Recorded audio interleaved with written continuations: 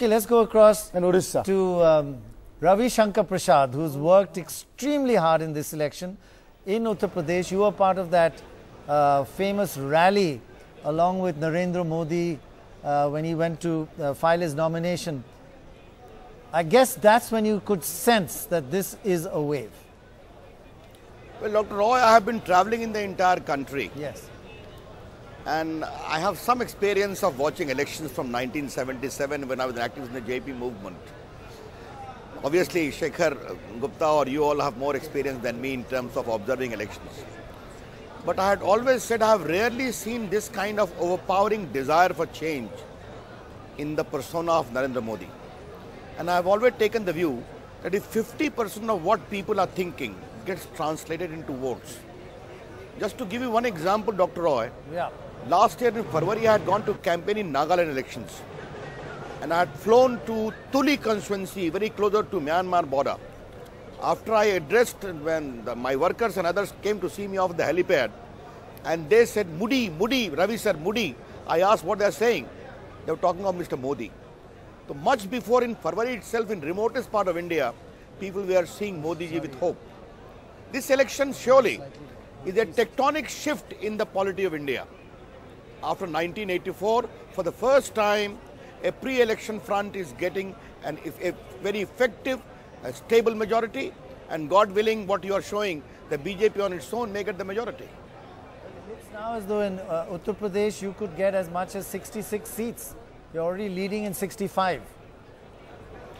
Well, I have travelled in Varanasi, not only Varanasi but parts of UP. Earlier I have also worked as in charge of Western UP.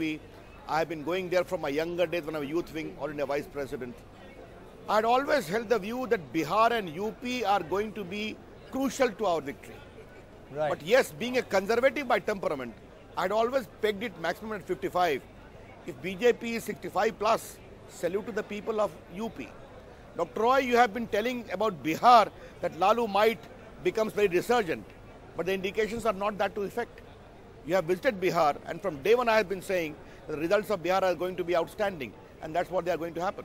You were right and we were wrong on that. Yes, I think you're going to get 40 seats or more in Bihar.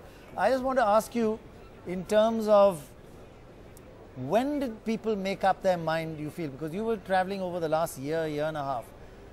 How much difference did the campaign make? How much was it already decided 3-4 months ago?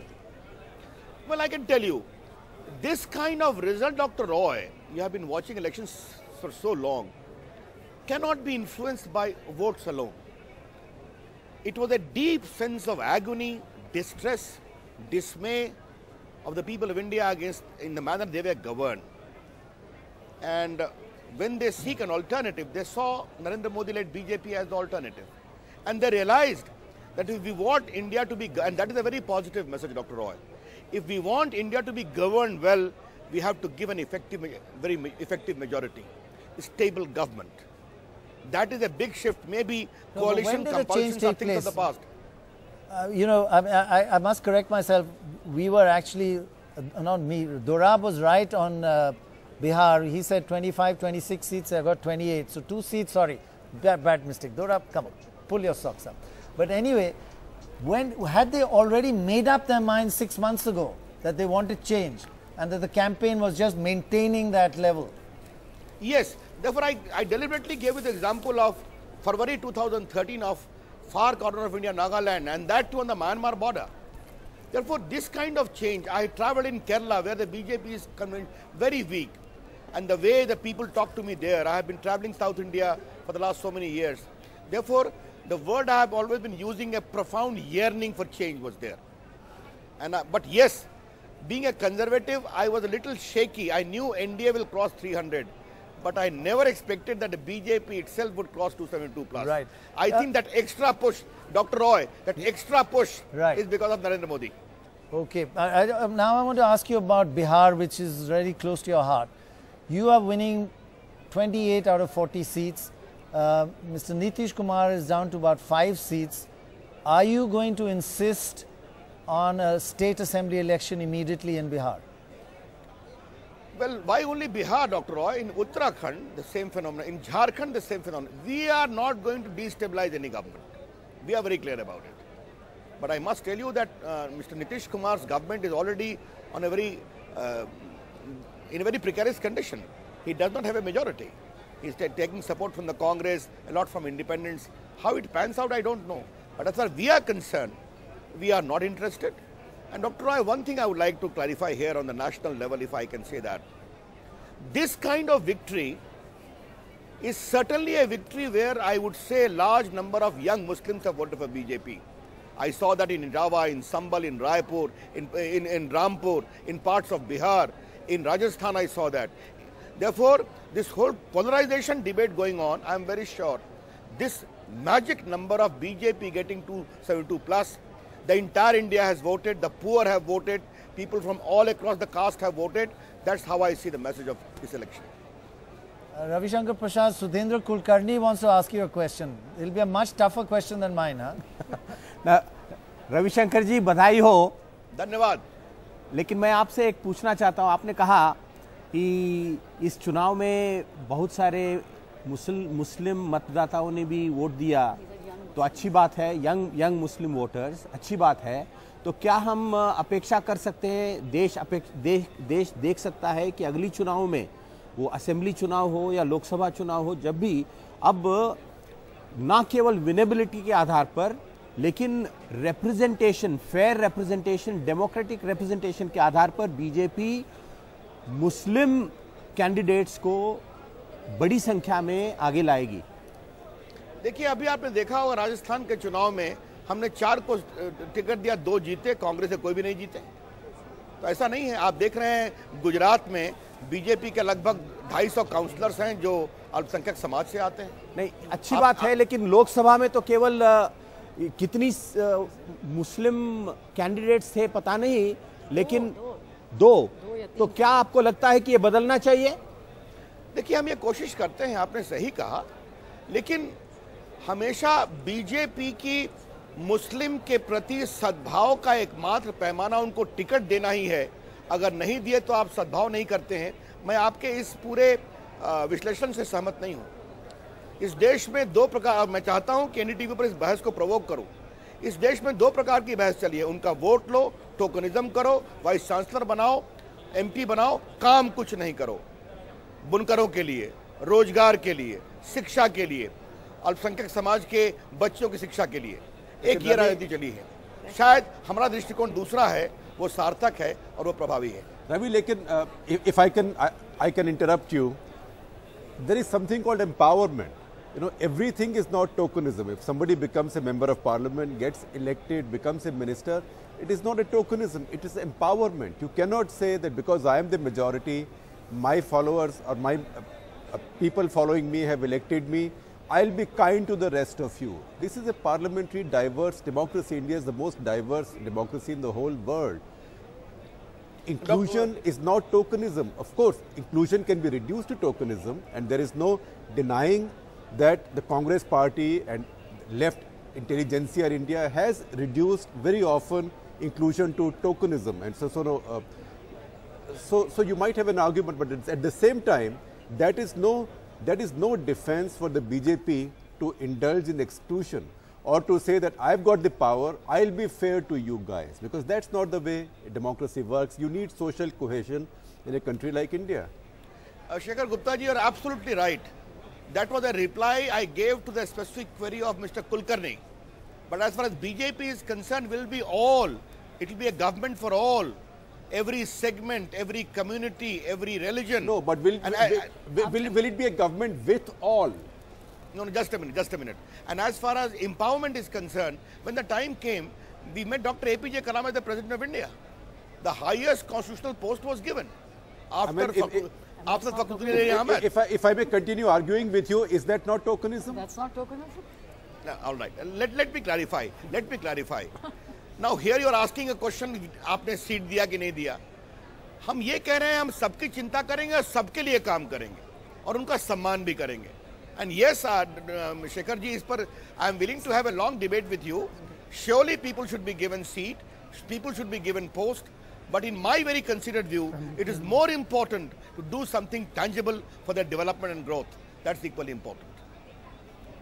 Right, Zoya, you have a question. No, Mr. Prashad, I just wanted to take further your point that BJP represents all. You know, all is an abstraction. Just as even Indian, very often, whenever you are asked these kinds of questions, we say we stand for all Indians. Surely you stand for all Indians, but all is an abstraction. All is composed of different regions, castes, classes, communities, and surely all of these categories, social categories, have a right to representation. So therefore, to say that we will represent all is not satisfactory, and we have to also understand the nature of democracy the world over. There's so much significance being given to diversity and voice for different groups. They have a right to represent their own concerns and their own interests. Now, I really don't see why at this moment it seems India is going to be an exception to this worldwide trend, which is giving greater and greater importance to representation of different kinds of interests and groups in different ways. So, and because I think it is really not just that the BJP, which is likely to have 272, and you're probably getting 330, the NDA, which is going to have only 1 or 2 Muslim MPs. But if we look at the entire parliament of 554, it is very likely that it will just have very few minority members. Now, in a country where minorities constitute 20%, and please don't forget that in UP, Muslims alone constitute 20% of its population. I mean, it's one of the world's largest concentrations of Muslims anywhere in the world, and you don't give a single ticket to them. Now, this is... could you answer that? Because it is... in all this victory and celebration, it is a weakness. You admit that it is a weakness in this victory? First of all, Dr. Roy, while responding to your eminent panelist reply, let me tell you, when we say we will work for the entire country, we mean that. And our record shows that. Muslims have the highest growth rate in Gujarat in comparison to many quote-unquote secular states. Yes, we have to work harder. I agree with that. But under that garb, to minimize the import of our victory today, I don't think it will be fair. Let me complete. No, we are not minimizing. Nobody is minimizing. Everybody is congratulating you and saying it's wonderful. But in this moment of triumph, moment of triumph, the challenges you have to look at and responsibilities. Ravi, this is Siddharth here.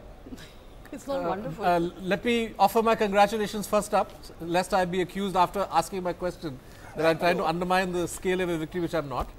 Should we go by your rather reassuring words in response to what Sudhindra and Shekhar and Zoya have asked about Muslim representation, or should we go by the statement Amit Shah made during the campaign when he attacked the BJP before an audience of Hindu voters for giving too many tickets to Muslims? So which is the real BJP here? First of all, let me tell you, Mr. Siddharth Varadarajan, that when I am talking of this scale of victory, the entire country, yes, we respect the diversity. That is, India is there. But this kind of victory would not have been possible, which your map is also showing, the entire graphic is showing, but for the great support for people of the entire country. And I differ there. I say the Muslims have also voted us. I say Christians in Northeast, we are doing remarkably well. In Nagaland, in Manipur, in Mizoram, Assam, we are sweeping. This would not have been possible but for minority support. We acknowledge that. I was asked a specific question in that aspect. I realized that. And let me tell you, Mr. Varadarajan, I completely respect your views to have a view about Mr. Modi and the BJP, but we are different. That's all I can tell you. And our record speaks for that. So, Ravi Shankar Prasad, what worries you at this moment, in this moment of celebration for you? What are your challenges? The first and foremost, Dr. Roy, is the state of economy. Right. When I was preparing the charge sheet against the UPA government as the convener, I delved deeply into records, and apart from my own knowledge, it is in a very critical state. The first thing would be to restore the people's confidence in the economy by ensuring good governance. That will be very important. The way India has been governed in the last so many days, therefore governance is the primary responsibility. Economic growth agenda is the primary responsibility. That's how we wish to go about it. So only one. Do you include inclusiveness of the whole population as the second big challenge? No, I am telling you, Dr. Roy, there are two ways of looking at things. Right. One, you speak a lot, and the second, you allow your work to speak for itself. Right. And once you allow your work to speak for itself, again I repeat, this kind of victory in Northeast, maybe in Karnataka, maybe in Rajasthan, the sweeping victory in Madhya Pradesh, it has good number of minority pockets also. Therefore, I can tell you, and therefore, I respect the right of the people to criticize Mr. Modi. There have been many, and there will be many. But Mr. Modi spoke beyond them to the people of India. And the people of India, the poor, the marginalized, the extremely backwards, the minorities, the younger people in particular, the minorities, responded to that call. Therefore, I can always, let me be very honest to you. I am an old party worker. This kind of victory, though I salute the party worker, would not have been possible by campaign's simpliciter. India is speaking. Indians have trusted Narendra Modi and the BJP. Okay, fine. I've got to get a smile out of you at the end, because I just want to ask you, which particular ministerial post are you going to get? Now you are embarrassing me, Dr. Roy. Really embarrassing me. That is the pure. Our former INB minister. Absolutely. How can I dare embarrass a former? No more INB, something bigger? No. It is the pure discretion of the Prime Minister, Shri Narendra Modi, whatever he decides, whatever the party decides. But let me conclude with a more mundane thing, Dr. Roy. Am I allowed to? Mundane? Yeah. I think your mundane is generally pretty provocative, so go ahead. Yes. No. Whenever Dr. Roy has tasted litti in Patna, you have been lucky for us. In 2010, we swept Bihar elections. And this time we are sweeping India. Therefore, litti with Dr. Roy is lucky for us. So it's a litti victory. But Ravi, one of your successors in INB ministry that you held once has now said, I mean, der aaya durust ayat akal to aaye, उसने बोला है कि INB ministry is an anachronism. It is not needed. Your party will be setting up a new cabinet. I'm not suggesting which ministry you asked for. You will figure that out. But do you also agree that INB ministry should now be an anachronism? I have seen that Manish Tiwari's statement in the closing days of his ministry. Well, Shekharji, let me tell you one thing. If an INB minister only is the minister for Doordarshan and Akashvani and PIB, then he has a problem. And DAVP? No, and if there is an INB minister who becomes the minister for entertainment, for growth, a big industry of India, then it's a different ballgame altogether. And I have great personal satisfaction. This entire FM revolution was my brainchild when I was the minister. This entire opening of corporate investment in the film sector, so many film cooperation agreements world over. Therefore, there is a big sector to work upon. So it depends upon ministers and ministers. So will you now support taking this forward and maybe increasing foreign investment in news media and also allowing news on radio?